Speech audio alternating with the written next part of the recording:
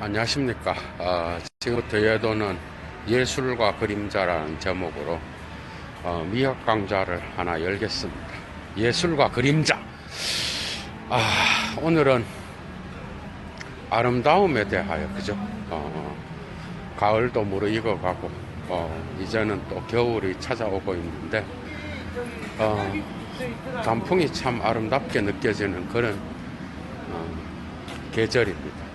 날씨도 좋고 예도는 이런 날씨를 책 읽기에 가장 좋은 날씨라 그래서 여름을 싫어하고 가을과 겨울을 좋아하는 그런 성격이 있는데 아름다움을 추구한다는 것은 인간의 존재론적 양태라고 예도는 생각합니다. 가장 근원적인, 그죠? 꼭 이 세계에 대한 그 아름다움은 꼭 하나의 어떤 대상을 통하여 아름답다라고 규정하지 않고, 그죠? 철학에서는 주로 이 아름다움을 다양한 것에서 찾고 있습니다. 자연 세계 안에서 나타나는 풍경이라든지 또 여성에 대한 아름다움, 또 사물이 균형이 잡혀 있을 때 우리는 거기서 미학적 아름다움을 느낍니다. 모순 속에서 균형이 일어날 때라든지 무수한 세계 사건 안에서 아름다움은 어디에나 존재하는 존재론적 양태라고 볼 수 있습니다. 그죠? 그래서 인간의 욕망은 언제나 아름다움과 연결되어 있고, 오늘날 자본주의 사회는 이 아름다움에 대한 욕망을 끊임없이 바꾸어 가면서 인간을 노예로 만들고 있죠. 어쨌든 아름다움은 참 어디에서나 인간이 살아가는 데 있어서 꼭 필요한 그러한 존재 양식이 아닐까라고 생각합니다. 괴테는 파우스트에서, 그죠? 주로 유명한 말을 남기는데, 괴테가 파우스트를 통하여 남기는 말, 악마의 메피스토펠레스에게 말하는 그 엄청난 말이 있잖아, 그죠? 순간이여 멈춰라, 너는 아름답도다.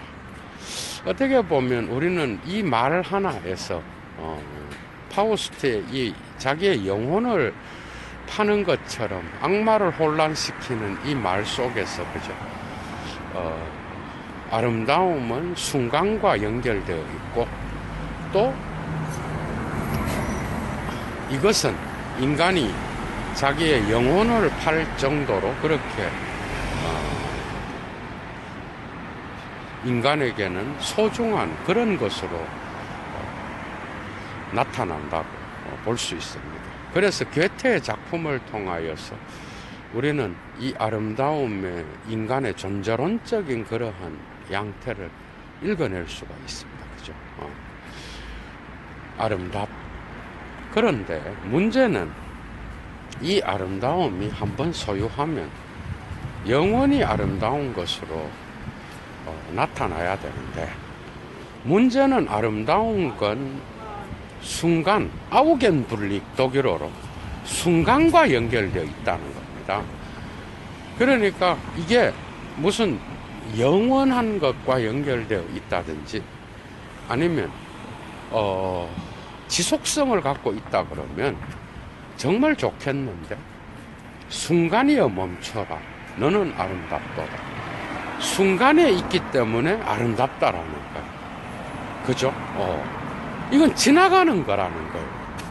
여기에서 괴테의 작품에서, 파우스트에서 우리가 배울 수 있는 것은 아름다움은 언제나 순간과 연결되어 있기 때문에 아름다운 거예요. 이해가 되죠? 그래서 인간은 그 아름다움을 경험한 후에 기억 속에 그것을 저장시키는 겁니다.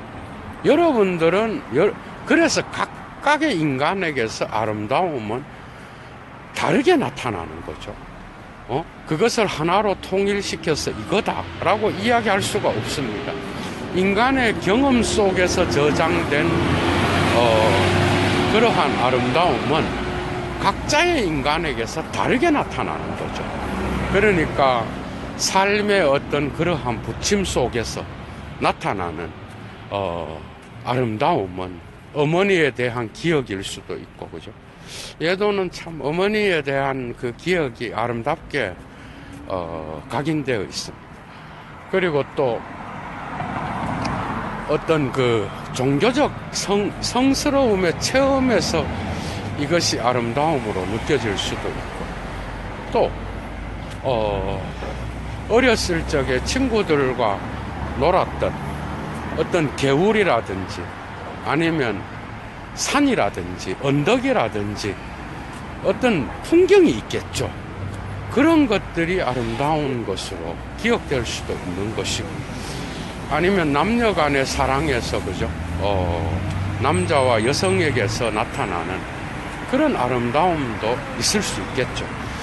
그러니까 아름다움은 자연과 인간의 그 모든 상호작용 속에서, 모든 문화 속에서 나타나는 현상이라고 볼 수 있습니다.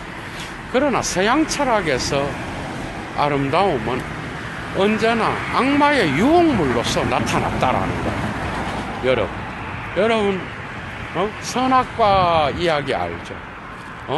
히브리 전통에서도 선악과 이야기에서 그 선악과는 보기에도 좋고 먹음직스럽고, 여러분 인간의 욕망을 그대로 드러내주는 그렇게 보기에 좋았다 그러잖아, 그죠? 그런 것처럼 아름다운 것은, 그죠?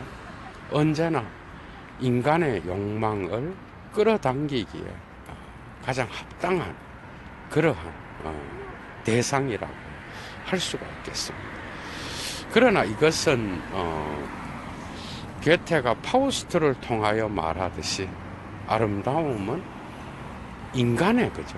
인간의 본성과 인간의 어떤 그러한 욕망을 자극하기 때문에 순간적인 거고, 그렇기 때문에 어떤, 그죠? 악마의 유혹물로서, 다시 말하면 순간 아름다웠는데 이것을 잡으려고 하면 사라지는 그러한 무의 존재와 무의 양가적 상태를 동시에 표현하는 그런 개념으로 붙잡혀 있다라고 볼 수 있습니다. 그래서 악마는 언제나 아름다움과 연결되어 있었고, 이 아름다움은 시간적으로 순간과 연결되어 있었어요. 여러분들 선악과를 따먹고 인간이 영원히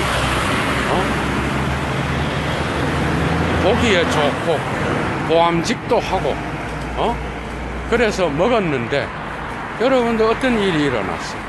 인간이 그 선악과를 따먹고 난 뒤에 이성이 밝아졌지만 자기가 옷을 벗은 것을 느끼게 되고, 신과의 관계가 단절되고, 그리고 인간과의 관계가 단절되고, 그죠? 아담은 하와에게 책임을 전가하고, 또한 하와는 아담에게 책임을 전가하는 인간관계의 단절. 거기에는 뱀이 있었습니다, 여러분. 이해가 되죠? 그러니까 성서에 나오는 그 신화 이야기에서도 드러나듯이 이것은 인간의 원형을 나타내 주는 거죠. 하나의 특성이라고 볼 수 있습니다. 인간의 원형. 아르케티푸스라고, 그죠? 독일어로 아르키타이프라고 그러죠, 영어로. 그러니까 이러한 인간의 원형 속에 인간의 집단무의식을 표현해주는 아르케티푸스 안에, 그죠? 이미 이러한 아름다움에 대한 것은 순간이요. 그 순간을 즐기고 그것을 맛본 이후에 드러나는 그 결과물들을 우리는 느낄 수 있습니다.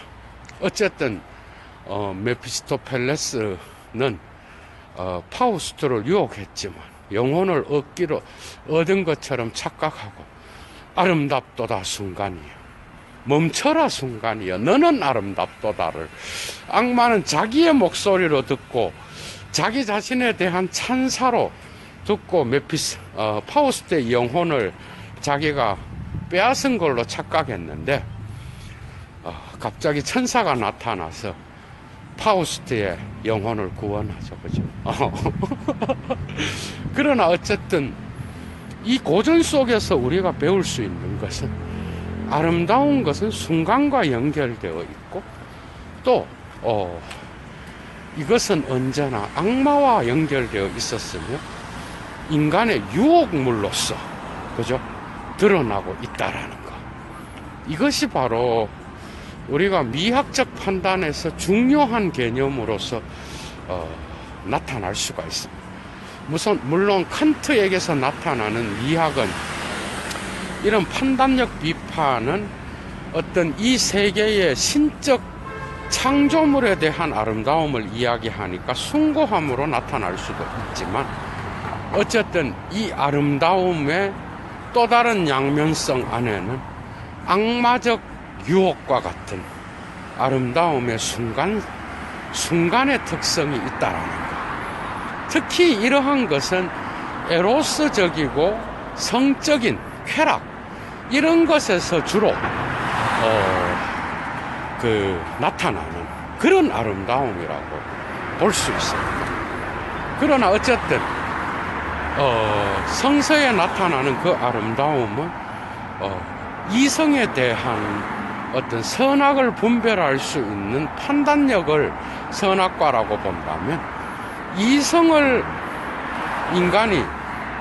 인간이 이성을 선악과를 먹음으로써 이성을 얻게 되잖아. 그죠? 이성을 얻게 되니까 낙원에 살 수 없는 거예요. 그러니까 어떻게 보면은 선악과를 따먹고 그죠? 하느님에 대한 신에 대한 어떤 그러한 인식이 그죠? 선과 악에 대한 그 분별력을 갖게 되면서 인간은 낙원으로부터 역사로 추방되잖아요.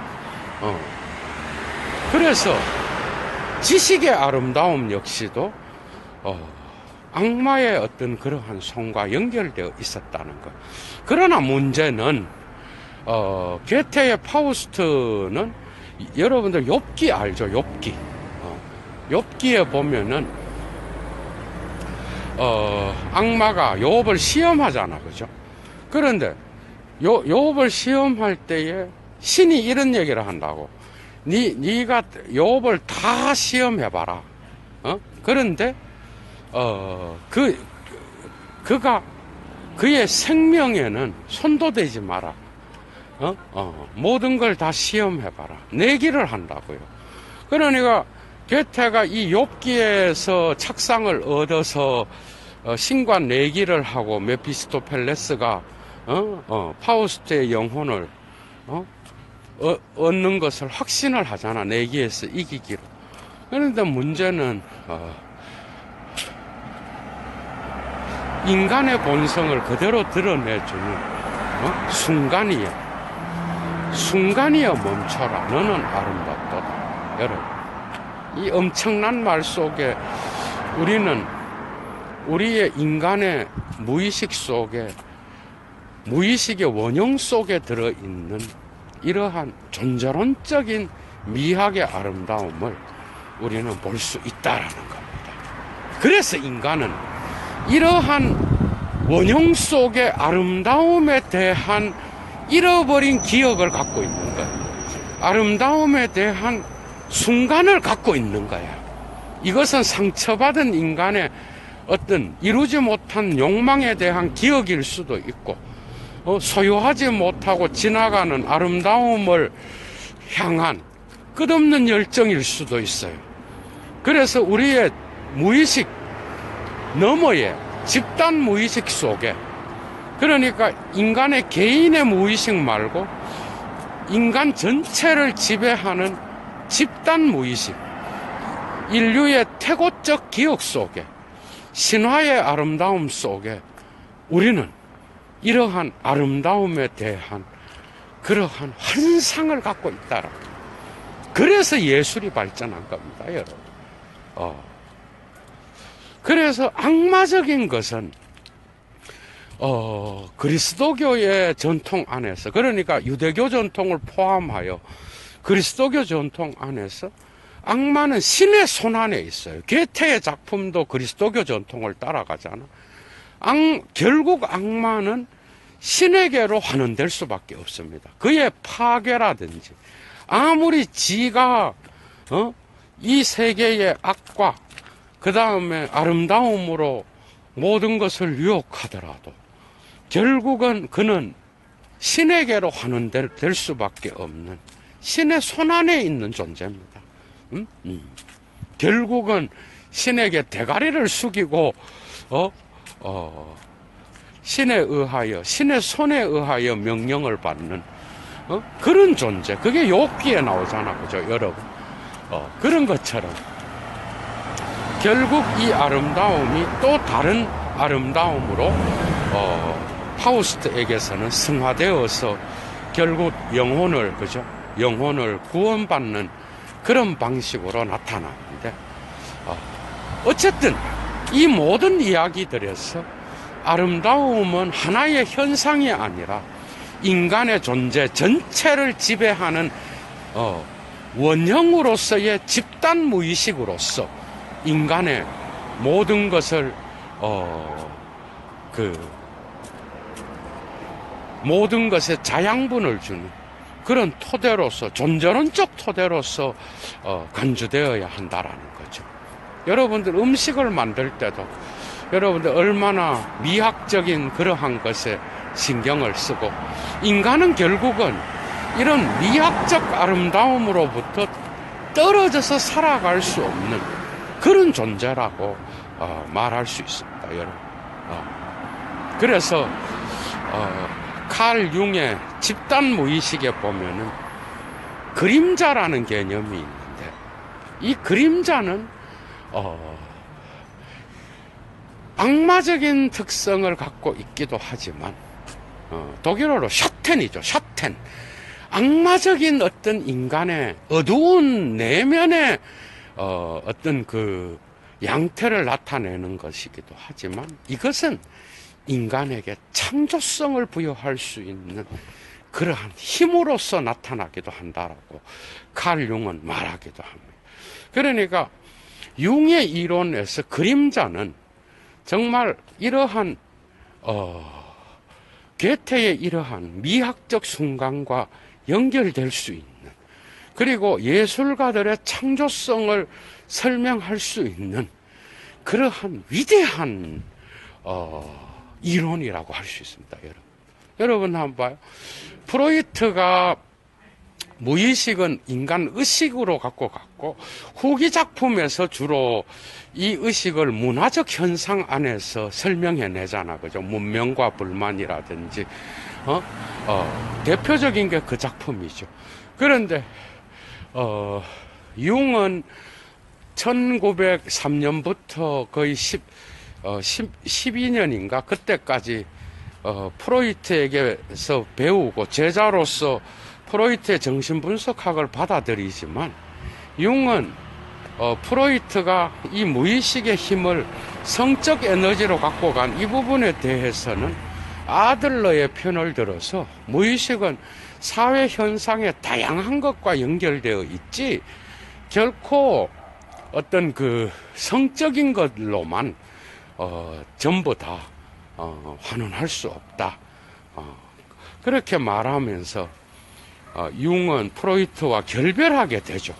그런데 융의 이론에서 이 다스 콜렉티버 운베부스테라고 하는 이 집단 무의식이라고 하는 융의 작품도 전부 독일어입니다. 그 이유가 그는 원래는 그의 부친뿐만 아니라 그의 가문은 독일 마인츠에서 살았어요. 그러다가 아버지가 또 뭐 할아버지 시대인가 어쨌든 스위스로 이사를 하게 됐고, 융의 아버지는 개신교의 목사였습니다. 물론 융과 나중에는 이 문제로 융이 무신론자는 아니지만은 개신교 신앙으로부터 벗어나게 되죠, 융이. 그러면서 갈등을 일으키게 되는데, 융은 자기 자신의 콤플렉스 개념도 융이 만들어내잖아, 그죠, 여러분? 이건 물론 열등감하고 연결되어 있는데, 인페리오리테트 콤플렉스, 인피어리오리티 콤플렉스라고 열등감하고 연결된 개념인데, 사실은 콤플렉스라는 건 명료하게 우리의 감정과 정신 상태가 하나의 상태가 아니라 복합적으로 드러난다라는 그런 개념으로 나타나는 거죠. 그러니까 거기에서 이 무의식의 개념을 확장하여 칼 융은 집단 무의식, 다스 콜렉티브 운베부스터라는 개념을 만들어내죠. 그런데 이 집단 무의식이 왜 중요한가 하면은 이 무의식은 어떤 인류가 생겨나기 이전에, 그러니까 태고적 신화의 시대에 인류의 원형으로서 나타날 수 있는 그런 거라고 표현하고 있어요. 그러니까 이 집단 무의식은 그러니까 인류의 전 인류적 개념으로서 인간의 보편적 현상을 문화적, 그 다음에 자연적 모든 상태를 다, 그죠? 인간의 태고적 상태로부터 오늘날의 인류에 이르기까지 태고적인 뭔가가 인간의 어떤 그 원형을 결정짓는 그런 것이 있었다라고 보는 거예요. 그러니까 이 집단 무의식은 어디에서 주로 나타나는가 하면 민족, 그죠? 민족이라든지 또 예술, 그 다음에 또 특히 그 다양한 그 개념들이 있는데, 신이라든지 악마라든지, 그러니까 게테랑 또 연결되죠, 그죠? 파우스트랑. 그 다음에 어린아이는 정신분석학에서도 매우 중요합니다. 어린아이. 그 다음에 특정 민족의 기질. 또 거인. 여러분 자이언트 알죠? 거인과 같은 그런 어린아이. 이런 개념들. 그 다음에 뱀. 그 다음에 다양한 인류의 기억을 지배하고 있는 그러한 인류의 원형을 나타내 줄 수 있는 그런 것. 그러니까 주로 신화의 이야기에서도 이런 원형이 나타난다고 본 거예요. 그래서 예도가 아까 그 히브리 전통에서의 아담과 하와 이야기를 이야기했던 겁니다. 그러니까 신화는 거짓이 아니라 인간의 원형을 설명해 줄 수 있는, 오늘날도 중요한 역할을 하는 그러한 하나의 장르라고 볼 수 있겠죠. 그래서 신화와 역사의 차이는 특정한 공간과 시간이 나타나지 않습니다. 그래서 아담과 하와의 이야기는 태고적이라고 우리가 표현합니다. 태고적 신화의 시대에 인류의 무의식을 결정할 수 있는 집단 무의식이 있었는데, 그런 것들을 연구하려면 신화라든지 민속학, 그 다음에 예술, 그 안에서 다양한 원형들이 나타난다 그랬어요. 칼 융은, 그죠? 그래서 이런 집단 무의식은 오늘날까지 인간의 무의식 속에서 개인 무의식을 지배하는 그런 것들로서 인류의 형성에 매우 중요한 역할을 하고 있다라고 융은 이야기합니다. 그래서 집단 무의식은 다스페얼제니시의 베부스터, 그러니까 개인 무의식과는 구별되는 것은 집단 무의식은 그래서 유전적인 겁니다. 유전적인. 그러니까 기독교 전통에서 말하면 이것은 또한 원죄의 개념과도 연결될 수 있어요. 여러분, 원죄의 개념 이해가 되죠. 그래서 다양한 어떤 상징을 통하여 이러한 집단 무의식의 개념이 나타난다라고 칼 융은 이야기하고 있었어요. 그래서 우리는 예술 작품, 고대의 그죠? 그리고 또 신화 이야기, 또 민속학 이야기, 그리고 다양한 관습과 그 다음에 종교 의례 이런 것들에서 우리는 인류의 집단 무의식을 연구할 수 있고 그것으로부터 그런 문화의 형식을 통하여 우리는 그 집단 무의식을 추론해낼 수 있는 것입니다. 그래서 이런 원형들에는 4가지가 있다 그랬어. 크게. 그게 뭔가 하면 첫째 페르소나입니다. 페르소나는 여러분들이 알다시피 인격인데 라틴어로 이 인격은 결코 어떤 그 인격의 특징은 라틴어로 이 페르소나는 가면이란 뜻이에요. 그러니까 인간의 개인의 인격은 집단과 만날 때에 어떤 가면을 쓰게 되는데 그래서 가면의 뜻을 갖고 있어요. 그래서 자기의 모든 욕망이라든지 개인의 어떤 그러한 것을 다 드러내는 인간은 이러한 집단이라든지 사회생활에 적합하지 않아.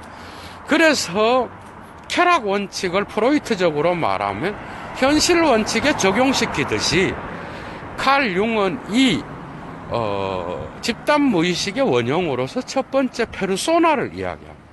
그러니까 이 개인은 자기의 욕망을 다 드러내지 않고 감추면서 사회생활에 적합한 그런 인격으로 가면을 쓰는데 그 가면의 형태를 그 칼 융은 첫 번째 집단 무의식의 원형의 특징으로서 갖고 갔던 겁니다. 그리고 두 번째는 아니마와 아니무스가 있습니다. 아니마는 뭔가 하면은 보통 정신분석학자들은 락강에 이르기까지 오늘날 그러니까 프로이트 락강에 이르기까지 대부분의 정신분석학자들은 인간을 양성적으로 봅니다. 그러니까 남성과 여성이 동일하게 그 성별로는 남자 여자가 있지만은 남성성과 여성성 안에 남성성이 있고 남성성 안에 여성성이 있다고 본 거야. 맞죠? 인간은 남자지만은 얼마나 여성적인 것이 많아. 그리고 여성적이지만은 얼마나 남성적이에요. 그러니까 이 두 가지를 아니마와 아니무스라 그러는데 아니마는 남성성 안에서 나타나는 여성성입니다. 그러니까 남성들이 사랑을 갈구하는 이유는 남성 안에 부재하고 있는 여성성 때문에 그런 거예요. 그래서 남성은 에로스를 욕망의 대상으로 삼습니다. 그걸 아니마라 그랬고 그 다음에 여성성 안에 있는 남성성 이것은 로고스로 나타낼 수 있는데 여성들은 상대적으로 이건 니체한테 있어요. 니체한테. 그런데 이 이론이 칼 융이 니체한테 배운 건지 그건 몰라. 니체가 뭐라 그래? 여성들이 오히려 감성적이지 않고 이성적이고 남성이 오히려 감성적이라 그러잖아. 그래서 남성은 사랑에 약하고 여성은 이성에 약한 거예요.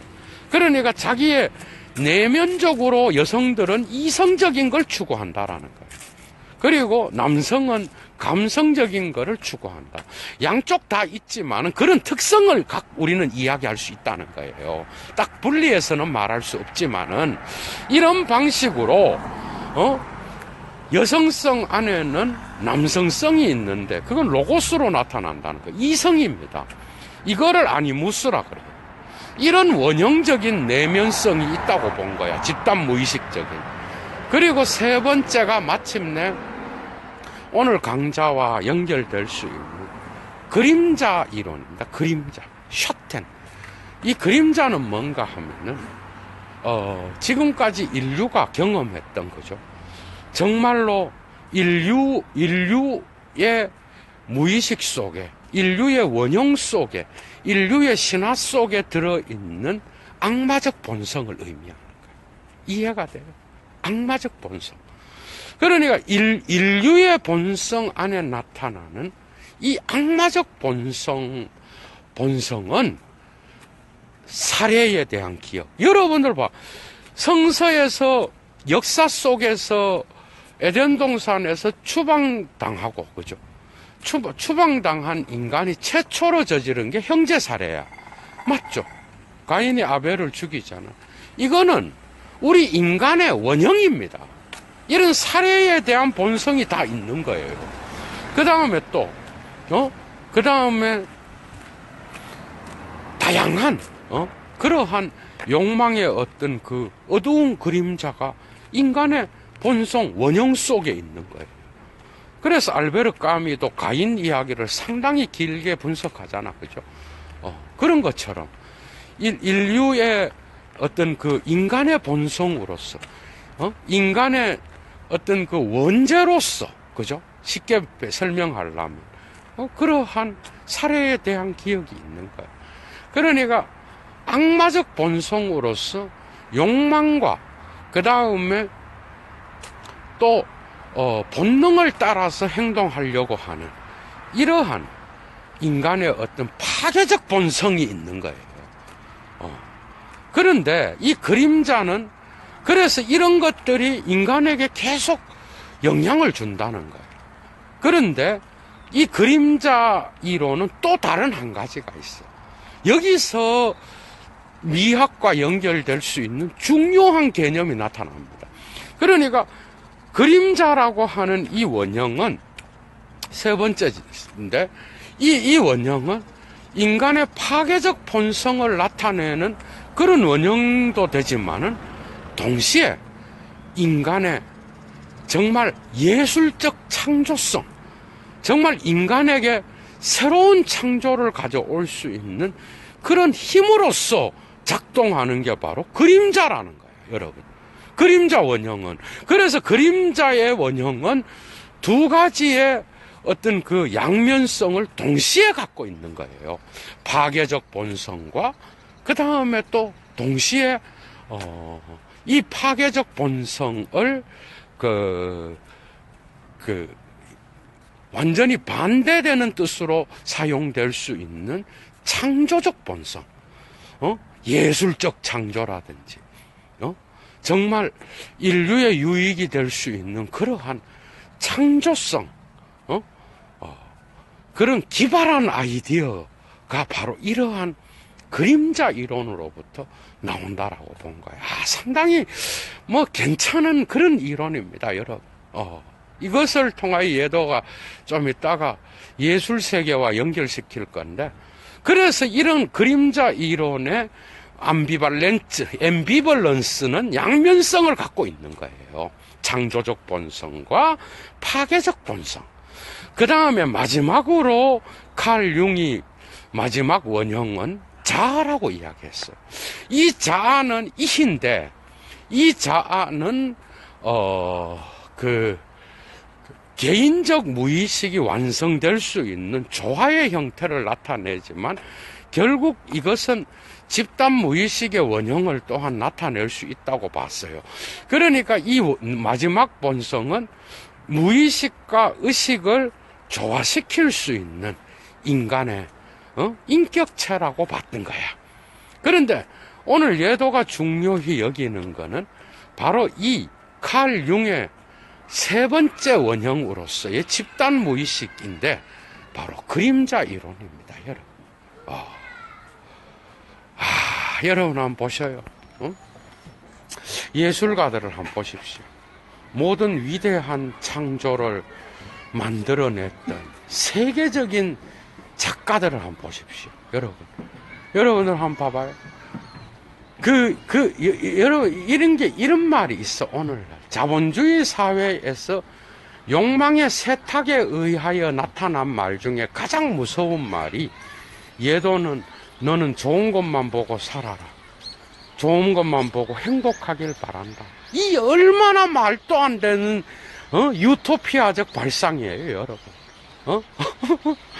그 바보로 살라는 이야기예요, 바보로. 그걸 바꾸어 말하면, 자본주의가 주는 돈에 취해서, 돈을 쓰면서 좋은 것만 보고 좋은 음식만 먹고 좋은 생각만 하다가 좋은 세상에서 그렇게 살다가 죽어라, 그런 뜻이거든. 그런데 이건 뭘 위장하고 있어? 인간은 이게 불가능한 존재예요. 이거는 여러분들 어린아이도 악마의 본성을 알고 있습니다, 여러분. 이미 꿈속에서 어린아이를 지배하는 악마에 대한 어떤 꿈도 있어요. 그런데 이런 인간에 대한 근원적인 이해를 자본주의가 망각하고 그 욕망 속으로 끊임없이 거짓된 인간의 본성을 만들어내고, 그 욕망에 투영해서 내가 주는, 돈이 주는 행복에 취해서 너를 망각하고 살아라. 이게 바로 오늘날 자본주의의 악마가 유혹하는 방법입니다, 여러분. 맞죠? 거기에 취해서 천년만년 살 것 같지만 곧 백발 노인이 되어 죽게 되는 그 단계가 곧 오고, 그때야 비로소 철이 들어서 돈이 전부가 아니구나 하는 것을 깨닫는 인간이 오늘날 얼마나 많아. 자기가 가진 것을 가지고 다른 사람을 판단하고 그 소유를 가지고 타자를 멸시하는 인간들, 그리고 거기로부터 서열을 매겨서 자기의 우위성을 자랑하는 이런 인간들이 무슨 예술성을 이해할 수 있겠어요, 오늘날 인간들이. 예도 TV는 조금이라도 이러한 인간학을 통하여 조금이라도 인간에 대한 지식을 전달하는 이런 역할을 하는 게 바로 예도 TV겠죠, 여러분들 봐요. 도스토예프스키를 한번 보십시오. 그리고 고흐, 고갱, 여러분, 위대한 예술가들의 삶을 한번 보셔요. 미켈란젤로라든지, 그리고 세계적인 인류의 보고로서 기억될 수 있는, 인류의 원형으로서 기억될 수 있는 무수한 예술가들의 창조성을 보십시오. 그 모든 창조성 안에는 악마적 그림자 이론이 들어있습니다. 다시 말하면 메피스토펠레스에게 영혼을 팔면서 이렇게 말했던 파우스트의 그 말, 순간이여 멈춰라, 너는 아름답도다를 자기의 삶에서 뼈저리게 체험한 이런 자들만이, 이런 미학적 경험을 한 자만이 이러한 창조성을 만들어낼 수 있었다는 겁니다. 여러분, 니체를 한번 보십시오. 여러분, 칼 융이 이런 집단 무의식을 이야기하기 전에 예도가 맨날 이야기하잖아요. 니체만큼 이러한 집단 무의식의 원형을, 인류의 원형으로서 이 욕망을 기가 막히게 표현한 그런 철학자가 누가 있어? 여러분, 니체와 같은 그런 철학자도 한번 봐봐. 여러분, 철학자도 예술가입니다, 그죠? 니체만큼 예술적인 철학자가 어디 있어? 그의 삶을 보십시오. 그 역시도 이러한 순간의 아름다움을 경험하지 못했겠습니까? 그가 얼마나 많은 그러한 아름다움을 경험하고 거기서 허무도 느끼고, 그죠? 순간은 지나가는 거예요. 눈 깜짝할 사이에 없어지는 겁니다. 그러나 인간은 그 순간을 놓지 못하고 영원히 기억 속에 그것을 간직하다 뒤지는 게 인간이라고. 우리가 배울 수 있는 건 그겁니다. 그래서 우리는 대가들의 위대한 작품을 보면 이러한 우리의 기억 속에 저장된 집단 무의식의 그림자를 우리는 모든 작품 속에서 읽어낼 수 있어요. 거기서 우리는 카타르시스를 느낍니다. 그래서 왜 예술이 중요한 거예요. 예술의 위대성은 이런 것에 있는 거예요. 그러니까 인간 본성이 갖고 있었던 인간의 태고적 기억을 끄집어내서 그 기억을 치료하고 그것을 또한 새롭게 만들어서 삶의 새로운 역동적 힘으로 만들어내는 게 바로 예술의 능력입니다. 그래서 우리는 위대한, 여러분 예술가는 그림 그리는 자만이 아니에요. 예도가 맨날 이야기하지만 시를 쓰는 사람, 그죠?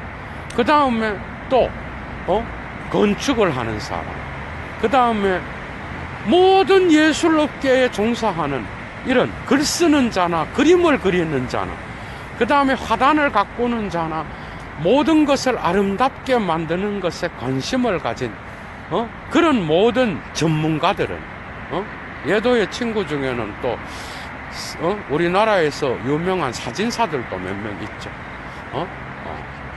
이게 다 예술가입니다, 여러분. 그들이 순간에 대한 아름다움, 파우스트가 말했던 그 인간의 본성, 그죠? 그 순간에 멈춰라 순간이에요, 여러분. 그걸 잡으려고 하는 인간의 욕망, 이것을 얼마나 뼈저리게 절감했는 자들이에요. 응?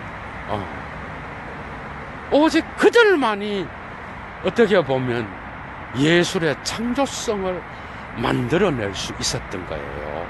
좋은 것만 보고 좋은 것만 느끼고 좋은 것만 보다 거기서 좋은 게 뭐냐고, 여러분.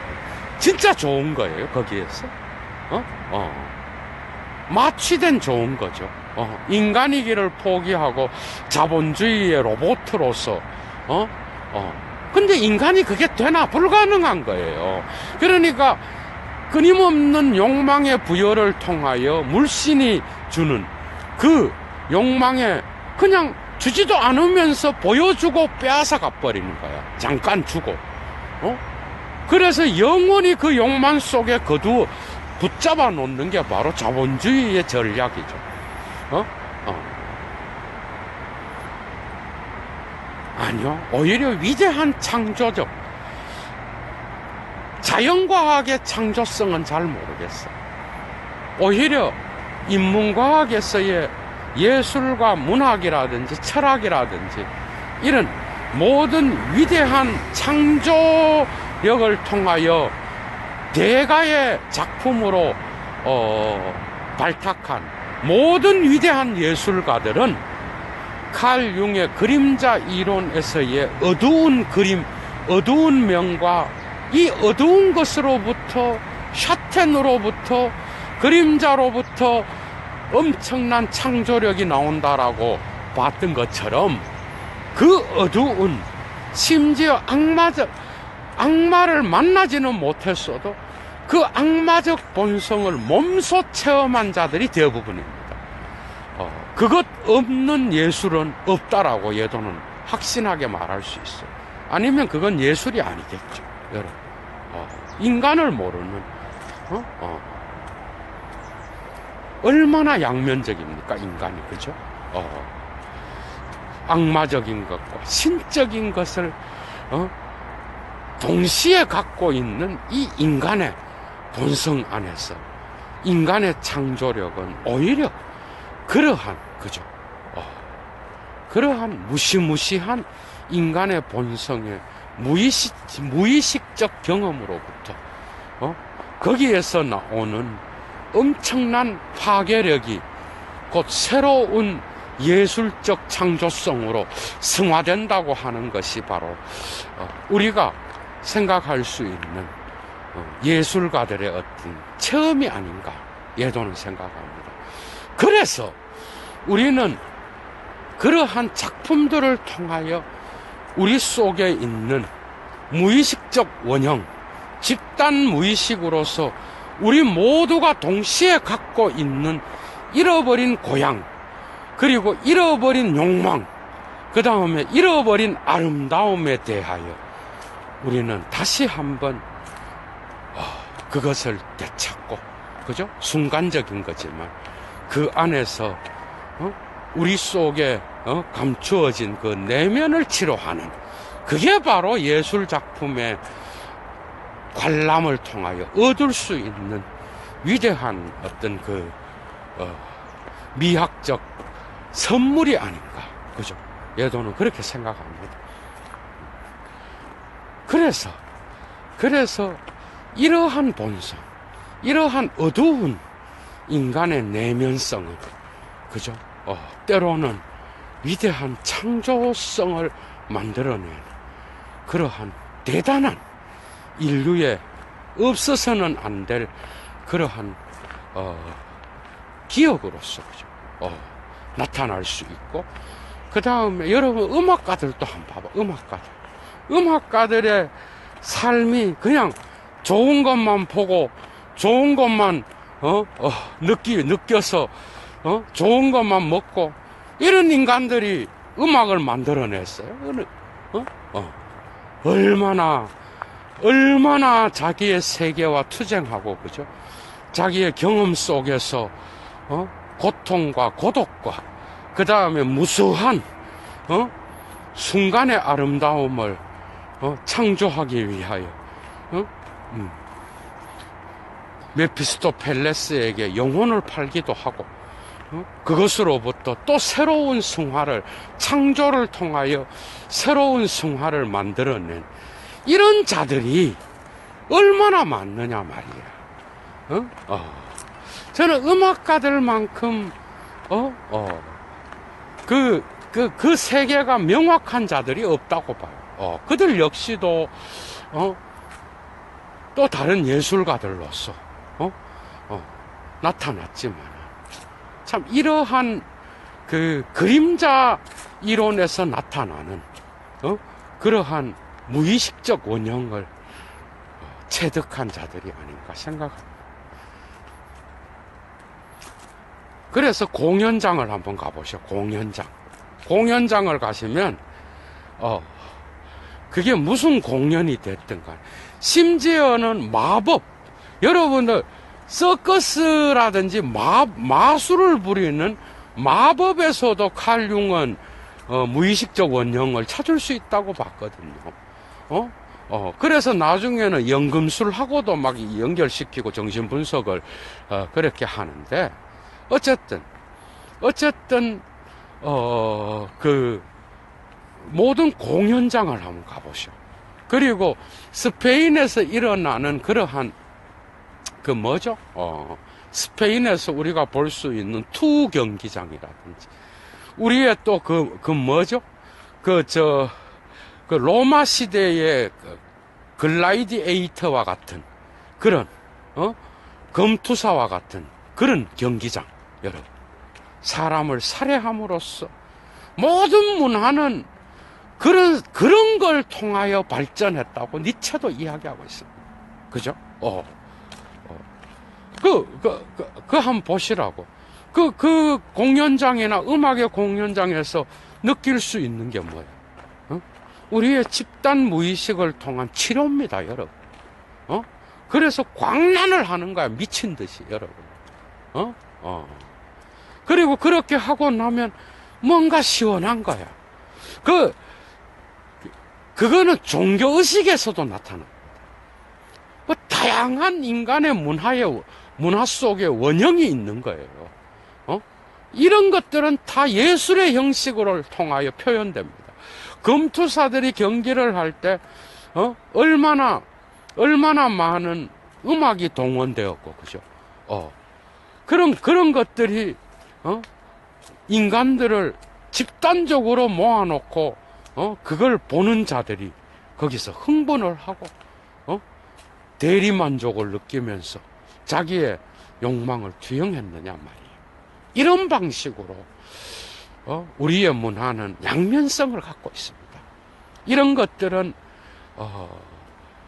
그냥 파괴로서 끝났다면은 이런 미학적 아름다움에 대한 것이 정말 도덕으로 다시 한번 승화되어야 되겠지만 그것이 아니라 이러한 경험들은 그죠?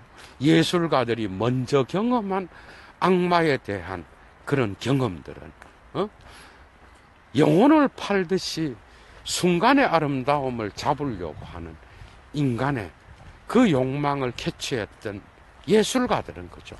이런 것들을 앞서감으로써 자신의 작품을 통하여 깊은 인류의 무의식적 원형을 그려냄으로써 그 속에서 그죠? 그 속에서 다른 보는 자들로 하여금 얼마나 많은 치유와 또한 인간에 대한 근본적 어떤 그 특성을 표현하고 있는지 우리는 알 수 있습니다. 그래서 그림자 이론에서와 같이 그죠? 양면성을 갖고 있는 거예요. 악마적 경험이 승화되어서 새로운 창조력의 창조성의 작품을 통하여 그죠? 창조성을 통하여 나타난 작품을 통하여 다른 인간들에게 승화된 그러한 치유의 카타르시스를 주는지 그것은 바로 그림자 이론의 양명성에서 우리는 잘 알 수가 있는 거예요.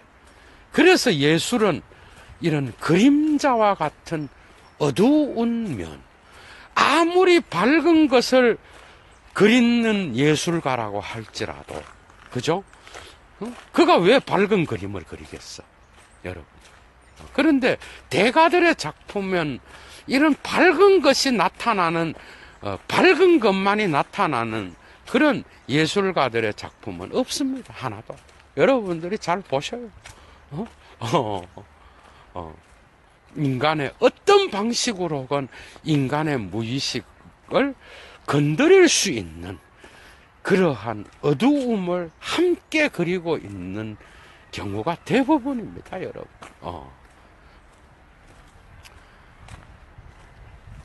그런 것처럼 예술은 순간이지만 또한 그 순간의 경험이 인류를 다시 치료할 수 있는 도구로서 끊임없이 작동했고, 오늘날 역시도 이러한 예술의 작품은 우리 인간에게 이러한 역할을 하고 있다라고 말할 수 있겠죠.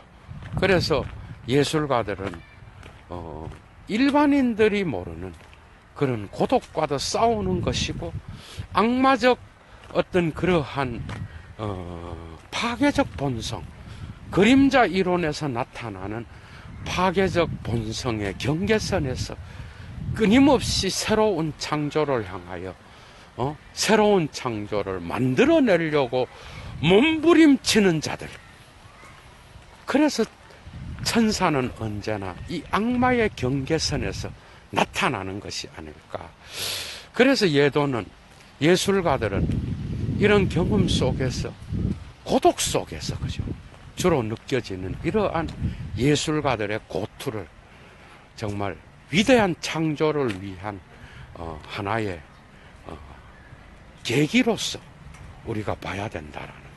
그리고 이 계기를 우리 일반인들은 또한 소중히 여기고 그 경험들을 우리는 예술 작품을 통하여 간접적으로 경험하면서 우리의 일상에 새로운 힘을 얻는 그런 계기로 만들고 있다는 것이죠. 이제 예도는 목적지에 도착했습니다. 즐거운 시간이었죠. 예술과 그림자, 그죠? 정말 일리가 있습니다. 그림자는 그런 양면성을 탁월하게 묘사하는 그런 개념으로서 예술의 형식과 예술의 세계에는 없어서는 안 될 그런 양면성을 기가 막히게 표현해내는 그러한 칼 융의 집단 무의식의 개념이었습니다. 얘도 물러가겠습니다. 좋은 하루 되십시오. 추스.